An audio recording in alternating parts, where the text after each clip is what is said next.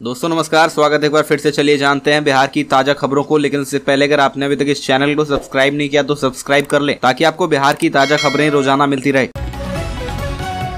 सबसे पहली और बड़ी खबर, जनक राम ने कहा कि बिहार में सोची समझी साजिश के तहत दलितों की हो रही हत्या। भारतीय जनता पार्टी के नेता और पूर्व मंत्री जनक राम ने गुरुवार को यहां प्रेस वार्ता में कहा कि बिहार में जब से महागठबंधन की सरकार आई है तब से सोची समझी रणनीति के तहत अनुसूचित जाति व जनजाति वर्ग के प्रबुद्ध लोगों की हत्याएं की जा रही है। पूर्व मंत्री जनक राम ने वैशाली के अनगढ़ में राकेश पासवान की हत्या का जिक्र करते हुए कहा कि भाजपा के प्रदेश अध्यक्ष सम्राट चौधरी के निर्देश पर भाजपा का एक प्रतिनिधिमंडल ने उस गाँव का दौरा किया और पूरी स्थिति की जानकारी ली। प्रतिनिधिमंडल में बिहार सरकार के पूर्व मंत्री जनक राम के अलावा पूर्व मंत्री रामप्रीत पासवान, विधायक लखिंद्र पासवान, वैशाली जिले के प्रभारी सुबोध पासवान आदि शामिल थे। अगली खबर, ट्विटर ने नीतीश कुमार और तेजस्वी यादव का ब्लू टिक हटाया। 20 अप्रैल के बाद से ट्विटर ने वैसे अकाउंट से ब्लू टिक हटा दिए हैं जिन्होंने पेड सब्सक्रिप्शन नहीं लिया है। ट्विटर के सीईओ एलन मस्क ने घोषणा की थी कि वह आने वाले दिनों में ट्विटर से लेगेसी ब्लू चेक मार्क हटा देंगे। साफ कहा गया था कि अगर आपको ब्लू टिक चाहिए तो इसके लिए आपको सब्सक्रिप्शन लेना होगा, महीने का चार्ज देना होगा। बिहार के सीएम नीतीश कुमार से लेकर तेजस्वी यादव तक के अकाउंट से ब्लू टिक हट गया है। इसके साथ ही आरजेडी के ऑफिशियल अकाउंट के साथ काफी सारे नेताओं के अकाउंट से ब्लू टिक हट गया है। अगली खबर, नीरज कुमार ने कहा जदयू के कई विधायक हमारे संपर्क में। अगले वर्ष होने वाले लोकसभा चुनाव से पहले बिहार में राजनीतिक सरगर्मियां तेज हो गई है। कुछ दिनों पहले ही महागठबंधन में सम्मिलित हम के मुखिया जीतन राम मांझी ने बड़ा बयान देते हुए कहा था कि अब फैसले की घड़ी आ गई है। वहीं अब भाजपा एमएलए एवं पूर्व मंत्री नीरज कुमार सिंह बबलू ने बड़ा बयान दिया है। बबलू ने कहा कि जदयू के कई दर्जन विधायक भाजपा के संपर्क में है। उन्होंने कहा कि जदयू के नेताओं ने भाजपा के चुनाव चिन्ह पर चुनाव लड़ने की इच्छा व्यक्त की है। नीरज कुमार सिंह ने कहा कि जदयू अब डूबता हुआ जहाज है जिस पर अब कोई सवारी नहीं करना चाहता।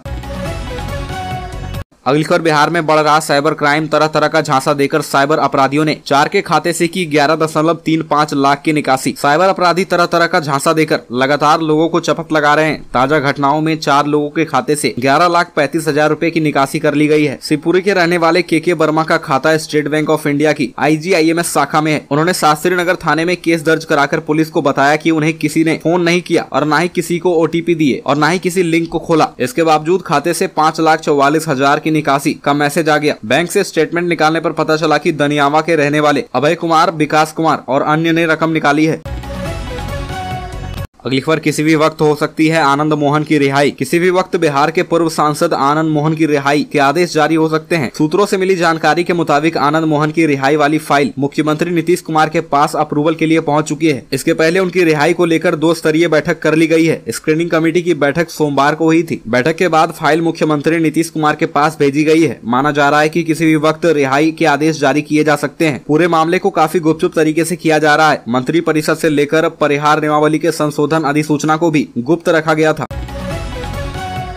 अगली खबर, आज बिहार के 12 जिलों में हो सकती है बारिश। 6 जिलों में हीटवेव का अलर्ट। बिहार के कुछ हिस्सों में चिलचिलाती धूप से राहत मिली है। पटना समेत प्रदेश के 12 जिलों में सुबह से ही बादल छाए हुए हैं। तेज हवाएं चल रही है। इन जिलों में बारिश की संभावना जताई गई है। राज्य में पिछले 5 दिनों से हीटवेव की स्थिति बनी हुई है। चिलचिलाती धूप और तीखी गर्मी से लोग परेशान हैं। शुक्रवार को भी 6 जिलों के लिए हीटवेव का अलर्ट जारी किया गया है। इनमें 3 जिलों में सीवियर हीटवेव का अलर्ट है। मौसम विज्ञान के मुताबिक पश्चिमी चंपारण, पूर्वी चंपारण, सीतामढ़ी, दरभंगा, शिवहर, मुजफ्फरपुर, समस्तीपुर, सिवान, सारण, गोपालगंज, मधुबनी और वैशाली में हल्की बारिश हो सकती है। इसके साथ ही पूर्वी हवा चलेगी जिससे लोगों को गर्मी से राहत मिलेगी।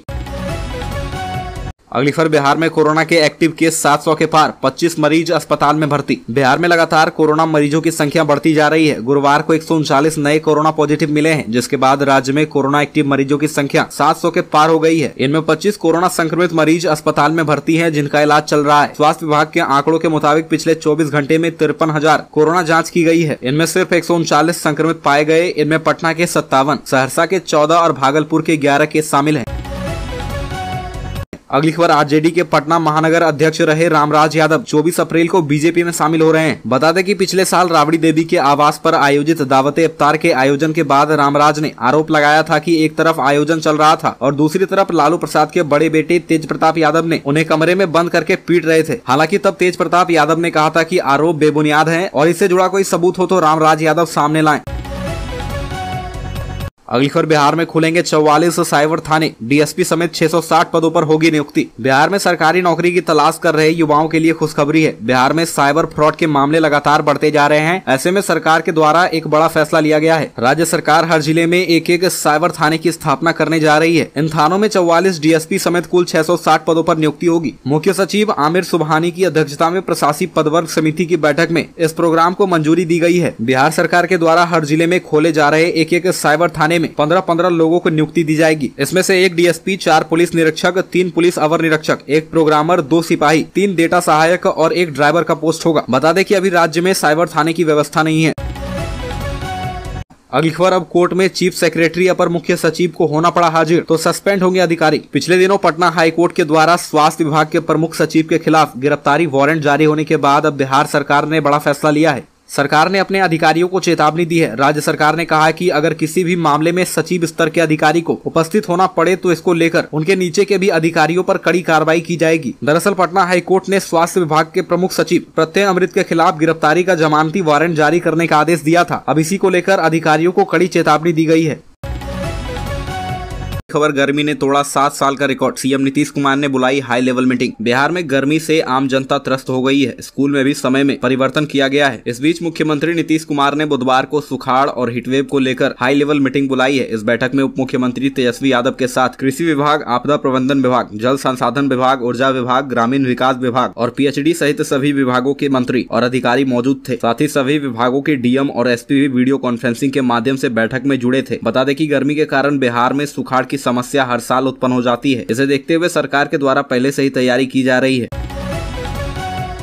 अगली खबर, विजय सिन्हा बोले बिहार में शराब, बालू और जमीन माफियाओं का गुंडा राज। भारतीय जनता पार्टी विधानमंडल दल के नेता विजय कुमार सिन्हा ने सोमवार को पटना जिला के बिहटा के परेब के पास पटना के जिला खनन पदाधिकारी एवं अन्य खनन कर्मचारियों पर बालू माफियाओं द्वारा हमला एवं उनकी बेरहमी के साथ पिटाई मामले पर कहा कि बिहार में शराब, बालू और जमीन माफियाओं का गुंडा राज हो गया है। उन्होंने कहा कि महागठबंधन सरकार बनने के 8 महीने के भीतर बालू माफियाओं द्वारा पुलिस कर्मियों पर हमले की यह तीसरी घटना है। नेता प्रतिपक्ष विजय सिन्हा ने कहा कि पूर्व में 29 सितंबर 2022 को बेहटा थाना क्षेत्र के अमनाबाद में मनेर दियारा के बालू घाटों के वर्चस्व की लड़ाई में 5 लोगों की हत्या हो गई थी। उसी जगह जब पुलिस टीम माफियाओं के घर छापेमारी करने पहुंची तो 30 सितंबर 2022 को बालू माफियाओं के पुत्रों द्वारा पुलिस टीम पर हमला किया गया।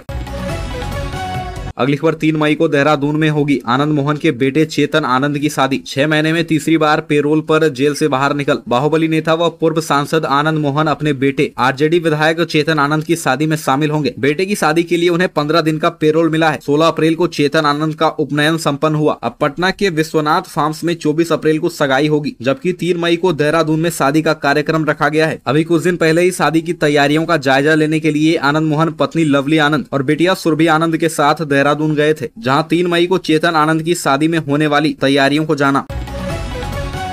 अगली खबर, बिहार में 70,000 से अधिक प्राइमरी व मध्य स्कूलों में शिक्षक की होगी भर्ती। बिहार में नई शिक्षक नियुक्ति नियमावली के तहत की जाने वाली बहाली को लेकर लगातार कार्य किया जा रहा है। इसी क्रम में अब राज्य के प्राइमरी और माध्यमिक स्कूलों में 6 भाषाओं के लिए शिक्षकों को नियुक्त किया जाएगा। इसके लिए सभी जिलों से रिक्तियां भी मांगी गई है। एक अनुमान के अनुसार राज्य के प्राथमिक स्कूलों में तकरीबन 90,000 से ज्यादा रिक्तियां हैं। जिलों द्वारा रिक्तियां भेजे जाने के बाद नई नियमावली के तहत इन पदों के लिए अधिसूचना जारी की जाएगी। प्रदेश के 70,000 से अधिक प्राइमरी व मध्य स्कूलों में नई नियमावली के तहत उर्दू, बांग्ला, संस्कृत, हिंदी और अंग्रेजी भाषा सहित 9 कैटेगरी के शिक्षकों की नियुक्ति की जाएगी। इन सभी विषयों में जिलों से विषयवार रिक्तियां मांगी गई है।